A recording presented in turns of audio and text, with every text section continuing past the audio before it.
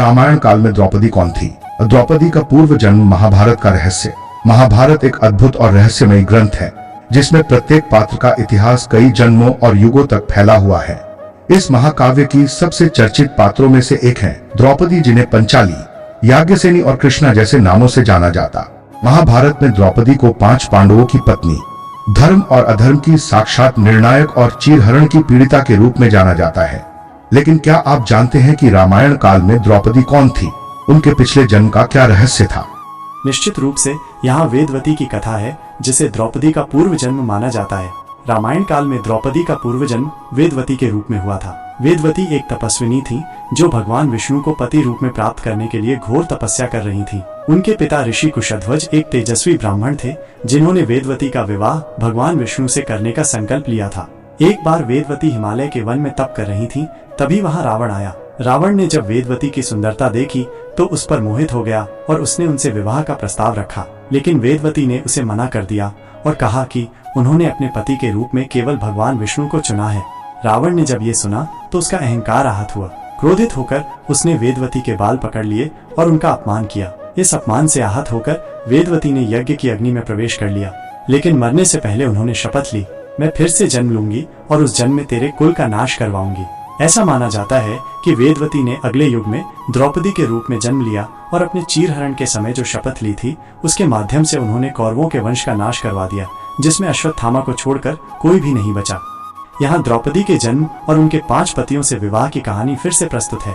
द्रौपदी का जन्म, यज्ञ से उत्पत्ति। द्रौपदी का जन्म सामान्य स्त्री की तरह नहीं हुआ था। वे राजा द्रुपद की पुत्री थी, लेकिन उनका जन्म अग्निकुंड से हुआ था। दरअसल राजा द्रुपद को एक ऐसे पुत्र की चाह थी जो द्रोणाचार्य का वध कर सके।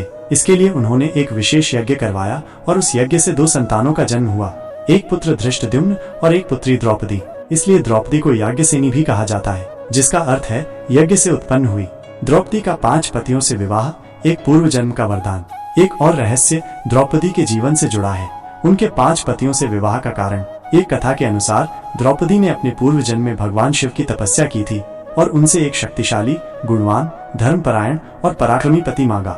लेकिन उन्होंने ये इच्छा 5 बार दोहराई, जिससे भगवान शिव ने उन्हें वरदान दिया कि अगले जन्म में उन्हें 5 ऐसे पति मिलेंगे जिनमें वे सभी गुण होंगे। यह वरदान ही द्रौपदी के 5 पांडवों से विवाह का कारण बना। युधिष्ठिर धर्म में श्रेष्ठ थे, भीम बल में, अर्जुन युद्ध कला में, नकुल सौंदर्य में और सहदेव ज्ञान में। 5 मिलकर द्रौपदी की सभी इच्छाओं को पूर्ण करते थे।